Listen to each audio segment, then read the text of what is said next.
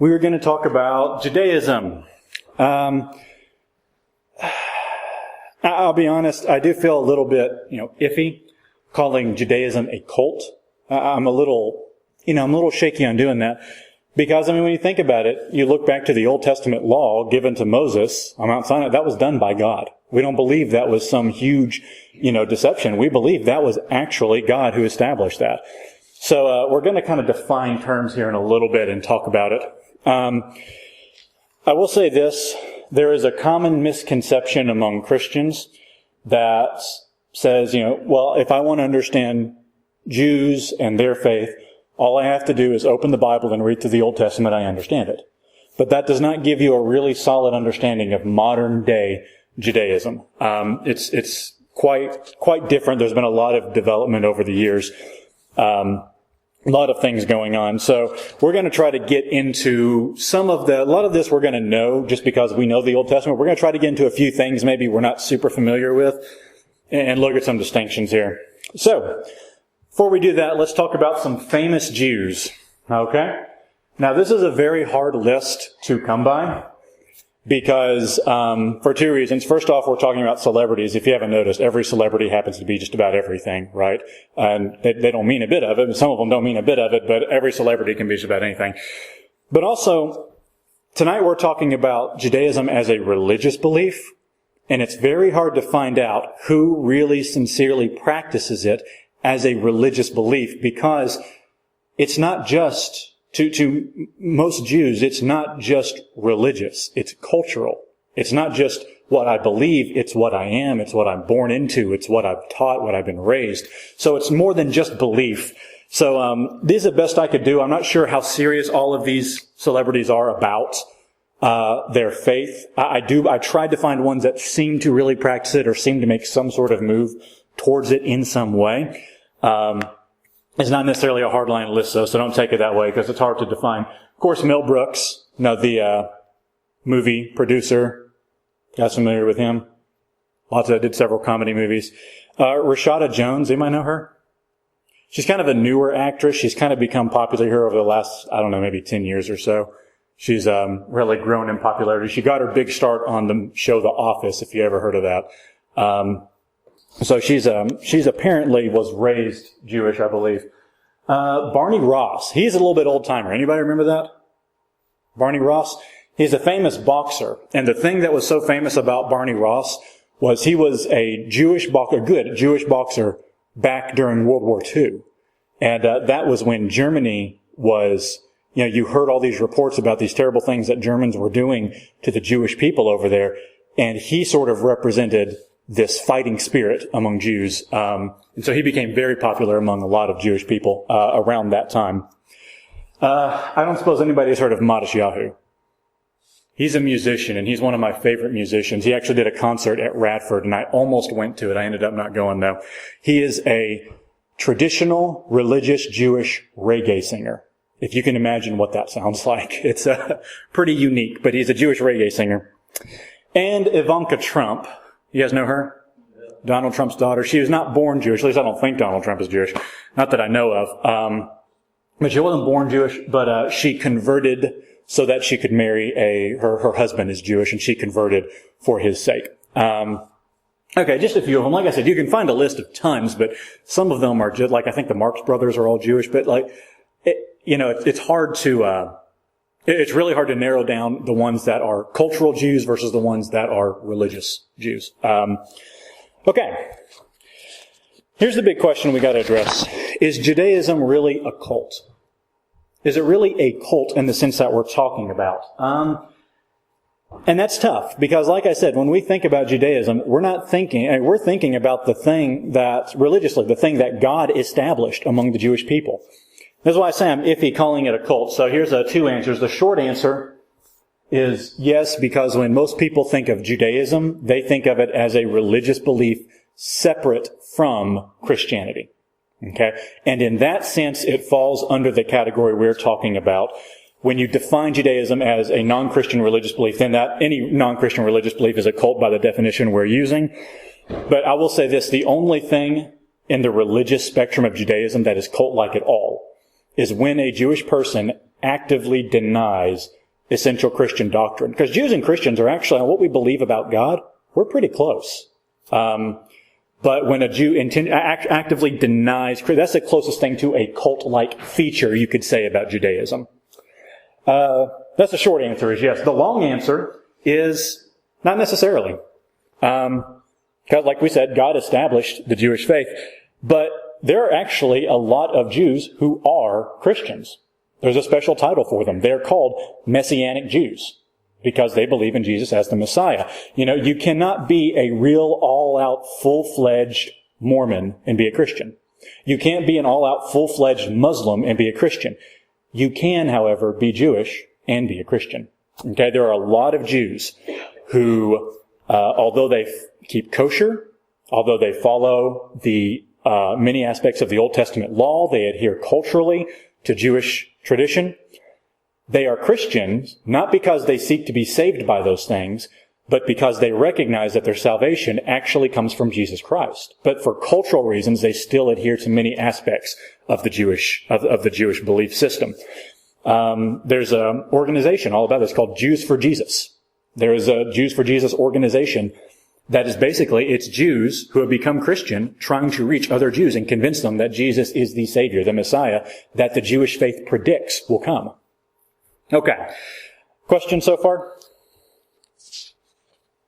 All right.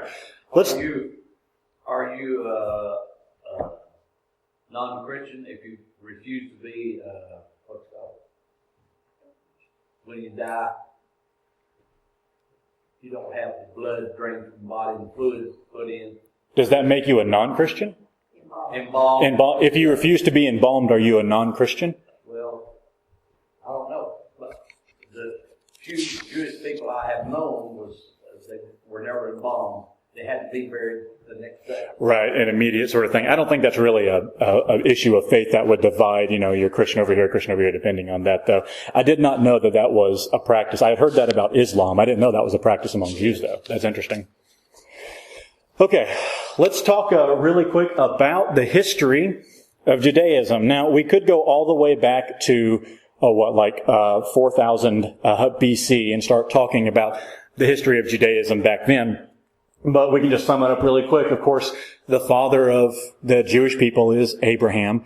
God called him. His descendants took over the land of Canaan. They were exiled. They returned. They were under Persian and Greek and Roman rule. And that pretty much brings us up to the time of Jesus, right? 0 AD, or somewhere between 4 and 6 BC, actually.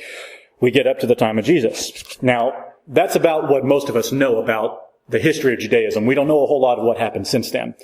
But there's a number of important factors that have come into play in Judaism over the years. In 66 AD, the Jews revolted against Rome. Remember, the Jews in Jesus' time were under Roman rule. Rome controlled it all. And so they revolted against the Roman Empire. There was a war that lasted several years. Finally, it ended in 70 AD with the destruction of the temple, right? You guys have probably heard that date before. That's a pretty significant date in the New Testament and also in just Jewish history. But the temple was destroyed in 70 AD. All right. In fact, actually, that was predicted by Jesus in Matthew 24. At one point, he and his disciples are walking by this temple site where they're using these huge stones to rebuild the temple. And the disciples comment on it, and Jesus makes a statement about how not one stone will be on top of another. That was a prediction of what happened in the year 70. But that was the temple that was destroyed just a few years later. Okay. So after this and later rebellion in the 130s, there was another rebellion. The one in 70 wasn't crushed as much, but in 130s, there was Rome just smashed them. In the 130s, the Jews began to disperse different areas around the empire. And that, a lot of them were taken as slaves. Some of them were refugees. But it was that last rebellion in 130 that just really decimated Israel as the homeland of the Jewish people. Okay? That's kind of basic history, what we've got up to that point. Any questions so far?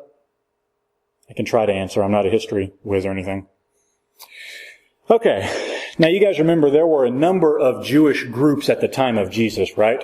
You had the Pharisees, you had the Sadducees, you had the Zealots, you had the Herodians, you had the Essenes, you had all these different groups. Well, after the destruction of the temple, we saw the fading out of all these different Jewish groups except the Pharisees. Right? The Sadducees were really strongly connected with the temple and with the priesthood. Well, after 70, guess what? No more temple. So the Sadducees kind of fizzled out. The Zealots, I believe, made one big last stand against the Roman Empire, and they were all beaten. The Essenes were just kind of a bunch of separatists living up in the mountains. They kind of faded away. And you have all these different groups of Jews that just kind of faded away, except for the Pharisees. And the Pharisees sort of became the, you might call it the spiritual successor of modern-day Judaism, which is called rabbinic Judaism. Basically, with no temple to center the Jewish people in Jerusalem, their religious life began to center around their local synagogue, their local house of worship, there wherever they happened to live. And they really centered around their teacher, which was called a rabbi. So rabbinic Judaism really came about. And the people began to spread a little into Western Asia, but especially into Europe over the next 1,500 years or so. So it's this big spreading motion going on right now. Okay. Real quick, let's run through some major events in Jewish history, things that just kind of helped shape the face of Judaism for today. 1516, Suleiman the Magnificent of Turkey, he took control of the city of Jerusalem. This was a part of the Ottoman Empire. And this is where Jerusalem really came under the control of Muslim rule at this point, under this one Muslim empire. Okay, so 1516, Suleiman the Great took over Jerusalem. In 1881, you had the first, this first huge movement of Jews moving from Eastern Europe, especially Russia, into what is modern day Palestine or Israel right now today. It was basically, there was a lot of persecution going on under the Russian government of Jews.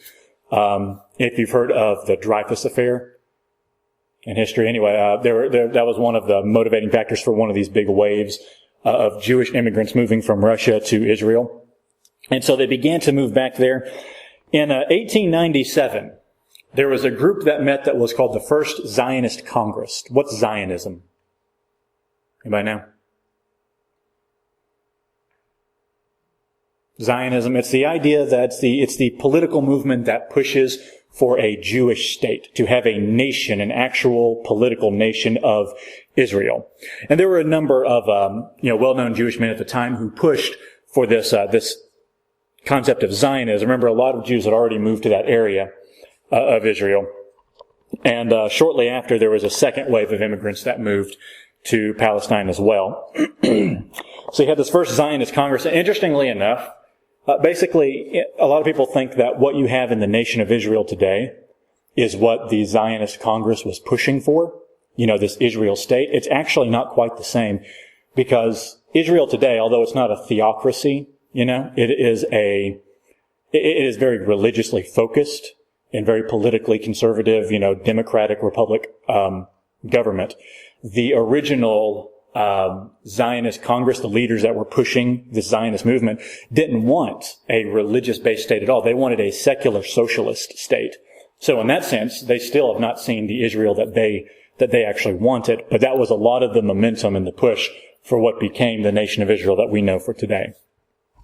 Okay. Next slide. In 1914, of course, 1918, that was World War I.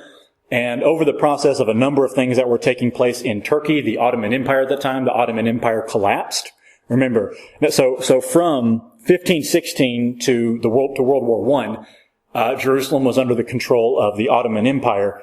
Ottoman Empire collapsed during World War I. Then skip forward to World War II, and we saw the horrible genocide and displacement of millions of Jews. It's terrible. During World War II. And it was shortly after that, as a result of everything that happened to all those Jewish people, that the state of Israel that we know today was established. Okay? And that sort of, now there's been other things since then, but that sort of brings us up to date on all the major events that have happened in Jewish history over the time. Any questions so far?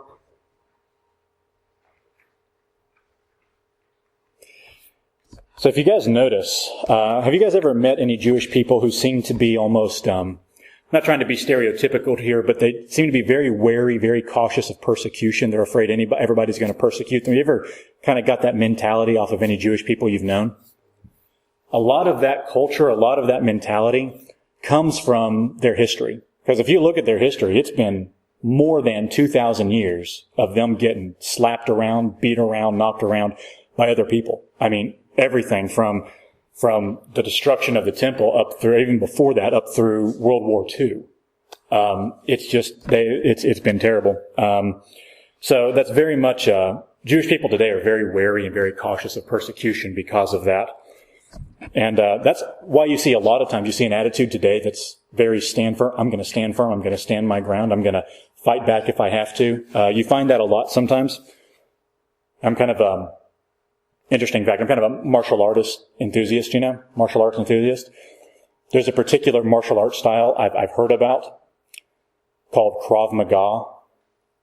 That's the Israeli martial arts style. That's what their military trains in. And kind of the general mentality among a lot of martial artists is you don't mess with somebody who knows Krav Maga because it is insane brutal. It was developed, if I remember right, it was developed by a man who survived the Holocaust but watched his family get killed. These people who have been knocked around, beat up for so long, this guy developed the most brutal fighting style in the world today because of his history and his past and what he had seen happen to his own families. That's very much an influencing factor in the mentality of a lot of Jewish people today. Any questions or comments so far? Okay. Now let's talk about essential Christian doctrine versus Judaism. Now, keep in mind, I am talking strictly about Judaism as a non-Christian religious belief. I'm not talking about the Jews that are also Christians. I'm talking about Jews that are fully Jewish and no Christian. Okay? So, what we believe about God is actually extremely similar. The only difference is we believe that God is Trinitarian in nature. Jews believe that He's Unitarian. Right? We both believe God's eternal. We both believe He's creator of the universe. We both believe He's supreme. So, other than the concept of the Trinity there, the deity of Christ, we're very, very close to Jews. We are right there together on what we believe about God. Okay. As far as our beliefs about Jesus, as Christians, we believe that He's the Son of God. He's God incarnate. He was both human and deity. Jews don't believe that. They believe that He was only human. Many Jews today like Jesus, even if they don't believe that He was the Savior. They think He was a great teacher, He was a good rabbi, but He was misunderstood and treated poorly by the people of His time. So that's really the big difference between Christians and Jews, is what we believe about Jesus. As far as the death and resurrection, Christians believe that Jesus died and rose bodily. Jews, generally so, I'm not even going to say across the board, generally so, believe that Jesus died, but He did not rise to life. Who here was in our apologetics class when we did it a while back? A few of you guys.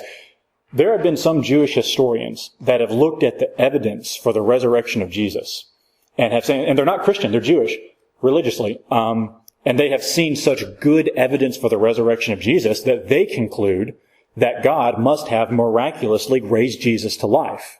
Now, they're still Jewish because they don't take it to the full extent and say, well, this must justify Jesus' claims here and here and here about being God. But I've heard of some Jewish historians who, one particular Jewish historian who acknowledges that Jesus even rose from the dead. Okay. And about salvation, we believe salvation is through Christ only, and we're saved by grace through faith. Now, here's the thing. And this is what a lot of Christians really struggle to understand. This is the cultural difference. Jews are less concerned about eternity than Christians. Okay? If you were to go up to a Jewish person and say, so how do you think you're going to get into heaven without a temple where you can offer all these sacrifices?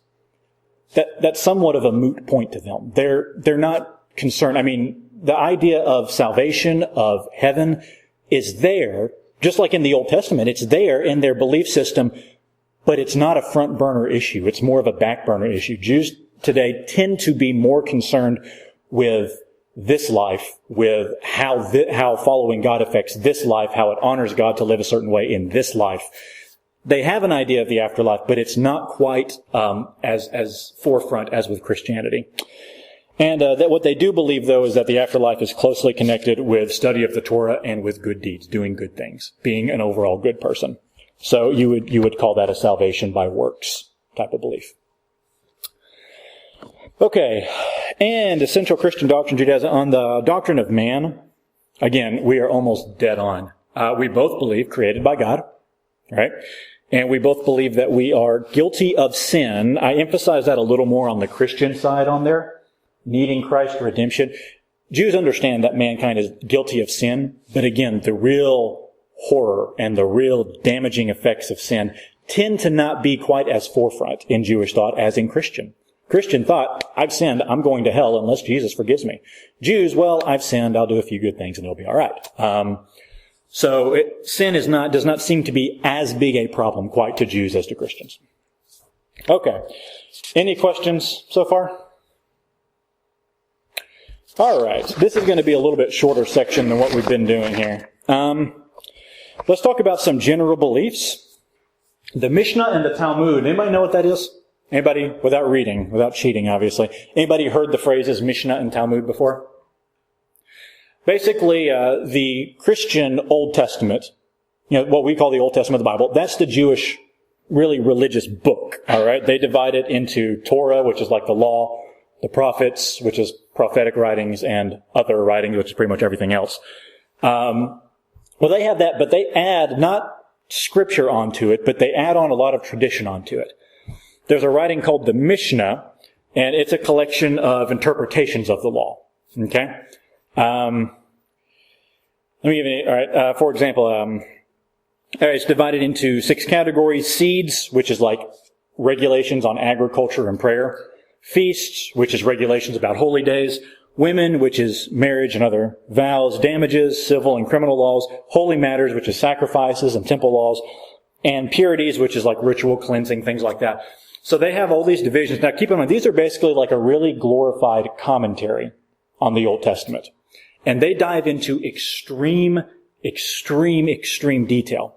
For example, in the Old Testament, the Jewish people are told for Passover, you have to get all of the yeast out of your house, right? The Jewish commentary essentially goes into detail. Well, what happens if there's some yeast in your house and you're not aware of it? How much effort do you have to put into looking for all the... What happens if on the kneading board there's a little crack and a little dough with yeast gets down in that crack and it gets stuck there and you don't see it and don't get it out in time? What happens in that case? And it's very specific, very tedious commentary on how Christians should observe certain laws under different circumstances. That's called the Talmud. Okay? You have further writings which were added on, and also illustrative stories. They were called the Gemara.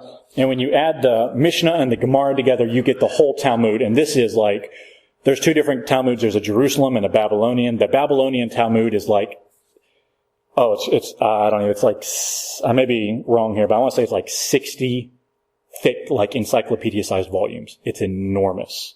The Talmud is huge. And really devout Jews have read and studied all of that. So even though their holy work, the Old Testament, is a lot shorter than ours, Old Testament and New, they have a lot more that they study in addition to it. Okay. Questions about that at all? Let's talk about Olam HaBah.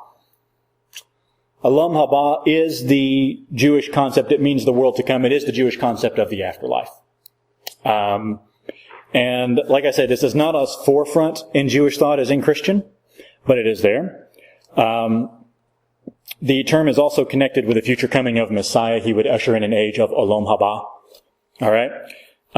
Interesting thing, though, this is one thing I find interesting about a lot of cults, is that, or a lot of just non-Christian religious beliefs, is that, I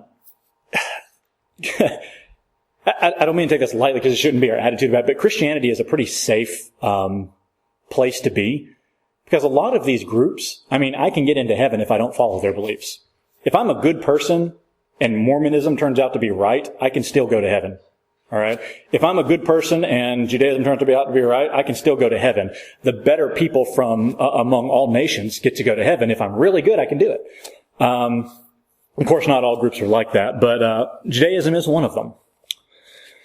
Of course, the Messiah, non-Christian Jews are still waiting for the Messiah to come. And I have heard that many young Jews today are really starting to get frustrated because they've been waiting for years, 3,000 years or more for this Messiah to come, and he still has not arrived to save his people. Okay, any questions so far? In the Talmud and all of that. Yes. That's not something that's very common in the homes of the Jews. The Talmud and its the Talmud in its entirety, and even in the synagogue, the emphasis is on the Torah, the Old Testament. But the Talmud in general is not going to be something you find, parents gathering their kids around and reading, stories out of the Talmud to them. That's usually something for a little more in-depth, a little more study, I would think. Yeah. Do they still practice any of the old traditions? Mm-hmm. A lot of them. Not the sacrifices, because they connected the sacrifices specifically with the temple.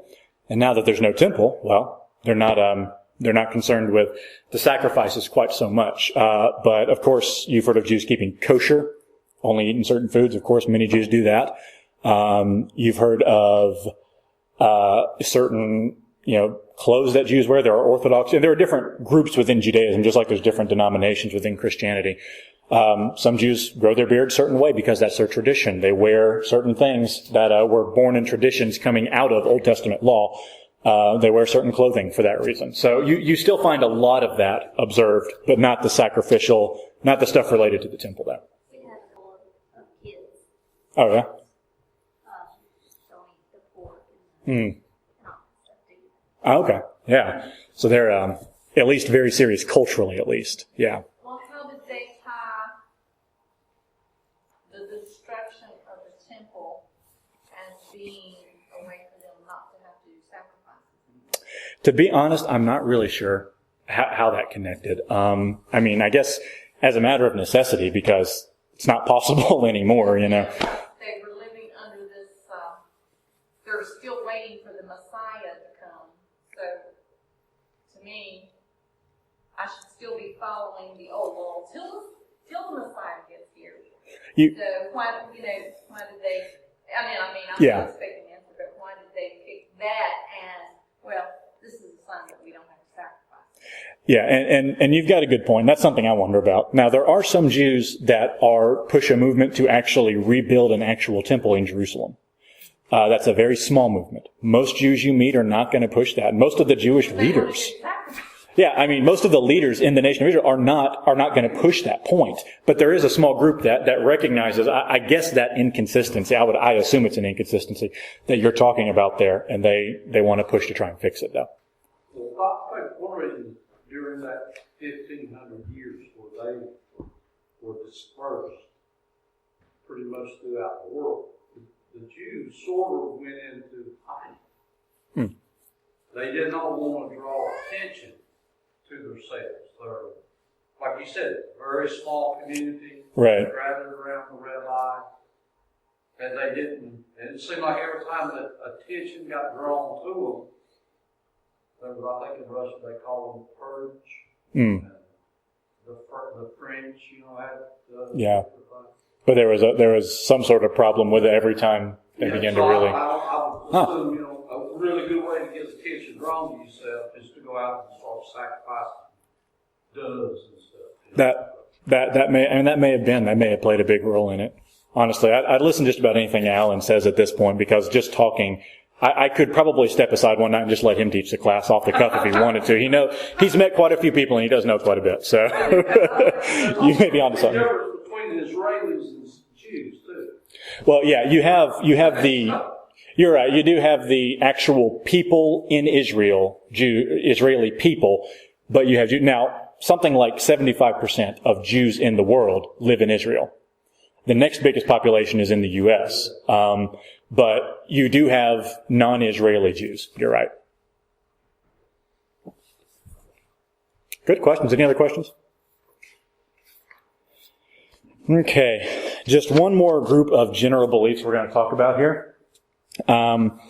Special days, of course, Jews still celebrate a number of special days, not just religiously, but culturally. I was reading one expert on Jewish faith who was writing about this. He said that he had met Jews before who were Jewish atheists, meaning they were Jews, but they didn't believe in God. But they still followed the Jewish customs. They still celebrated Jewish holidays. They still, I don't know if they kept kosher or not, but they would follow a lot of those customs because, again, it's not strictly a religious thing with many Jews today. It's a cultural thing. They felt like it was a part of their heritage, even though they didn't believe in a God behind this. They felt it was part of their heritage to follow this. So you still have a number of holidays that Jewish people will celebrate. And again, it's not always religious. Culturally, they'll celebrate it. Sandy Koufax was a Jew. Who's that? Sandy Koufax. Sandy Koufax. He would be a Dodger. Oh, Dodger player? Pitcher for the Dodgers. Ah, okay. I didn't know that. He wouldn't pitch on one of those holidays. Really? Yeah. I didn't know that. That's interesting. Huh. Sandy Koufax. Okay. Yeah. Is it in your little booklet thing? Okay. Then no, you're not supposed to. Some things I left out just to keep it shorter. Because after we did the one on Mormonism, that was like, so many pages of information on that one. So, I left out, so I started leaving out things to make it a little shorter for you guys. And, let's see, mother's influence. One of the big points of Judaism today is your mother's supposed to be Jewish. You're considered born a Jew if your mother's a Jew. Father, not so much, but mother needs to be a Jew. And like we said, secularism, you have secular Judaism. It's not religious. It's just a cultural that people follow. Okay, that's all the general beliefs on Judaism. Any questions so far? Okay, so let's talk a little about how to reach Jews. First off, why should we be concerned with reaching Jews? I gave you guys the answer last week. Because Jesus loves Jews, right? Jesus also loves Mormons and Jehovah's Witnesses. I know for a fact, there is no doubt in my mind he loves Jews. You know how I know that? Because his mother was a Jew. Okay? So, we should care because Jesus loves Jews. Okay? So how do we reach Jews? First off, be patient. You're going to see that on pretty much everyone, because for a Jew to accept Jesus as the Messiah, Jews are really close to Christians, except in that one area. For a Jew to accept Jesus as the Messiah, that's still, there are tectonic plates in their mind shifting around. It's a huge shift, because they've been taught we're waiting for a Messiah, and now they're being taught, wait, the Messiah was 2,000 years ago. So, be patient, all right? It's not going to be a one-time instantaneous, oh, okay, I guess I'll be a Christian now kind of thing. All right? Know that some Jews are nominal. I really get bugged to death by nominal Christians. People are like, oh, I'm a Christian, but they don't really care, and they don't really do anything about it. That's not a Christian problem. That's a human problem. You find that in every religious group in the world. There are, like I said, there are secular Jews. There are Jews who are Jew in culture. They were born and raised, but religiously they're not super observant. So don't assume that every Jew is out there, insisting that Jesus is not the Messiah and all that. That's just not the way it is. Know the Jews, know their beliefs. Understand their background. That's going to help them listen to you.